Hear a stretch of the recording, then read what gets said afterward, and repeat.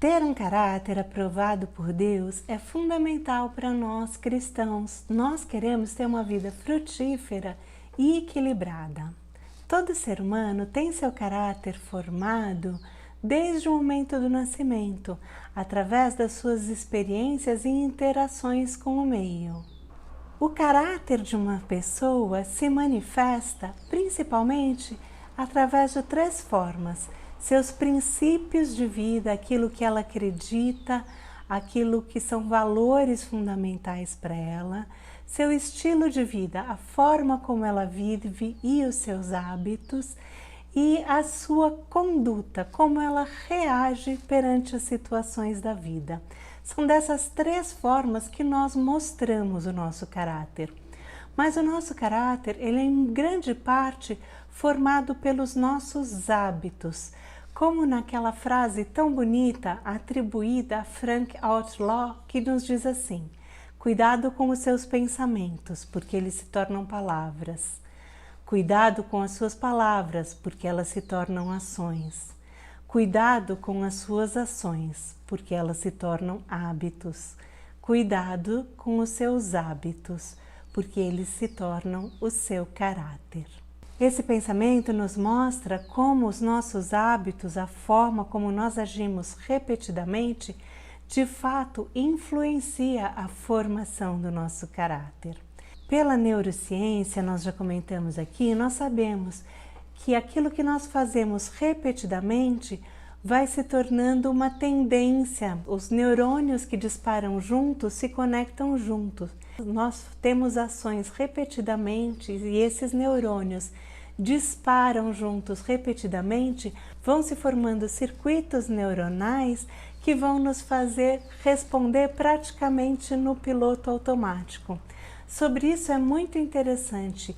Tem um livro que se chama The Unbearable Automaticity of the Being, que os autores sugerem que 95% das nossas ações são feitas no piloto automático. Nós só temos ações conscientes e intencionais 5% das vezes.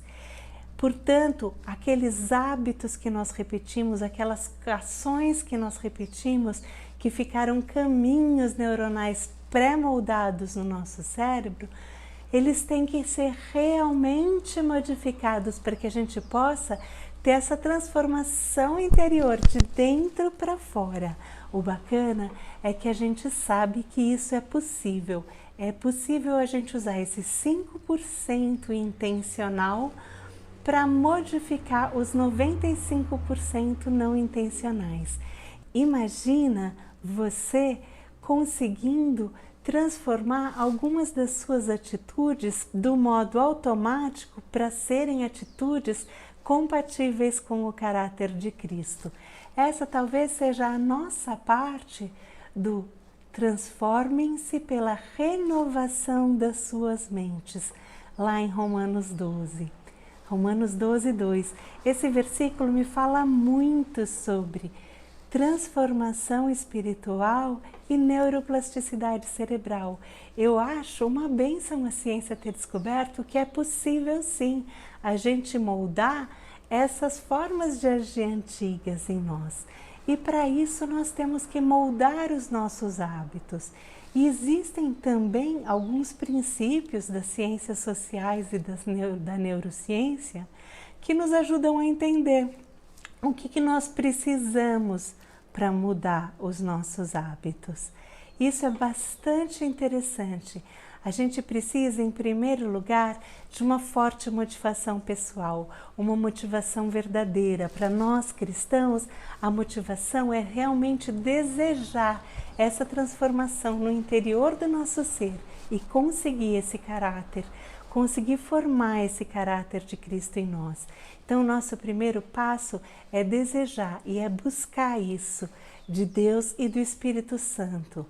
Depois, nós precisamos também desenvolver novas habilidades para fazer as coisas de forma diferente. Nós aprendemos daquela forma, nós vamos ter que reaprender de uma forma diferente.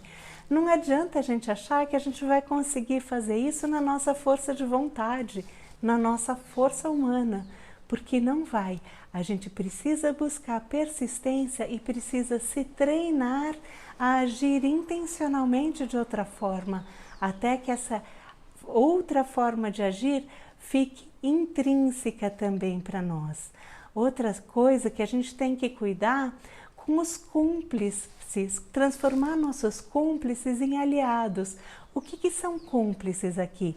São aquelas pessoas ou situações que geralmente te levam a agir daquela forma errada.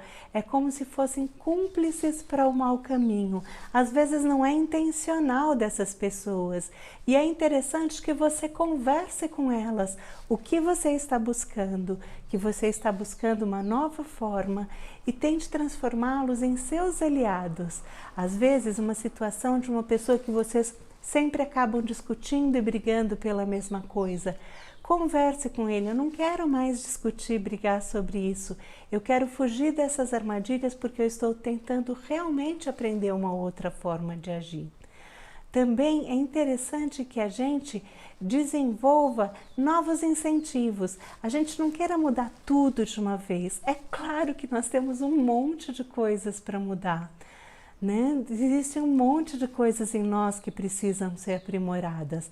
Nós temos que nos concentrar em pequenos passos, comemorar nossas pequenas conquistas, dividir essa imensa tarefa em pequenos passos e ir buscando de Deus que a gente mude um passinho de cada vez, para que a gente não desanime. E por último, controlar o nosso ambiente. Evitar, é claro, estar num ambiente que vai te predispor ao erro, procurar se afastar de ambientes que te predisponham a um erro. Isso vale muito quando os nossos erros estão relacionados a vícios, ou como jogo, bebida, coisas assim, que a gente evite esses ambientes. É claro que isso vai contribuir para nós. No livro Changing Your Mind, Victor Copan, que faz um estudo muito bacana sobre neuroplasticidade e transformação de caráter e transformação espiritual, sugere para nós alguns passos para a gente traçar o nosso próprio plano e como a gente deve pensar o nosso próprio plano de transformação de caráter, sempre, é claro, buscando primeiro a Deus e a ajuda do Espírito Santo. E a semana que vem eu vou vir aqui compartilhar com vocês essas sugestões desse autor que eu achei tão bacana. Tem muitos livros sobre isso, é muito enriquecedor. Essas ferramentas têm me ajudado muito na minha própria busca pessoal e por isso que eu compartilho elas com vocês aqui.